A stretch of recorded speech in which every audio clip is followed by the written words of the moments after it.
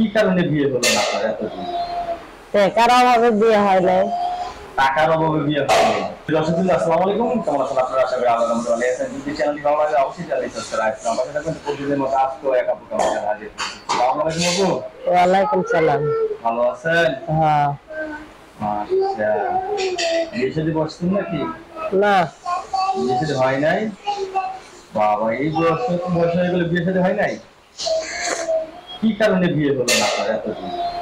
টাকার অভাবে বিয়ে হয় নাই। টাকার অভাবে বিয়ে হয়নি।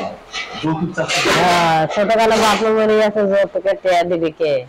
মানে যে বিয়ে করতে আসার আগেই এত টাকা দিতে হবে, যৌতুক চায় না? এর জন্য বয়সটা একটু বেশি বেশি হয়ে গেছে। আচ্ছা, এখন ভালো ছেলে টেলে পেলে বিয়ে বসবেন? হ্যাঁ। কিরকম ছেলে আপনার পছন্দ? আরে যেমন বয়স? হ্যাঁ। তাহলে আপনার বয়সের ছেলে তো ধরো যে বউ মারা গেছে, বউ চলে গেছে, এরা যদি নিতে চায়? বউ চলে গেল, ওর সাথে বিছানা বলা, বউ মরে গেছে ভালো। বউ চলে গেছে, এর সাথে বিয়ে করতে যাবে না? না। বউ মরে গেছে, এর সাথে বিয়ে করতে যাবে না? যাতে আদর করে। বাবা, এত সুন্দর মানে নিয়ত আপনার।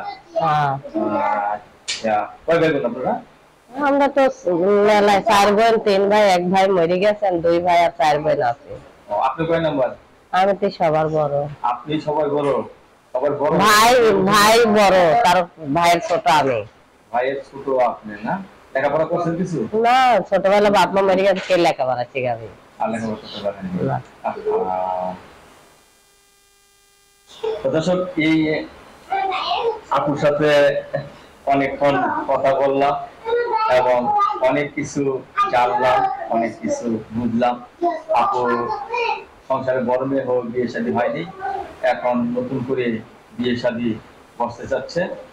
আর মাথার উপর নারীদের ছাতা না থাকলে কিন্তু কোনো কাজ হয় না, ঠিক না?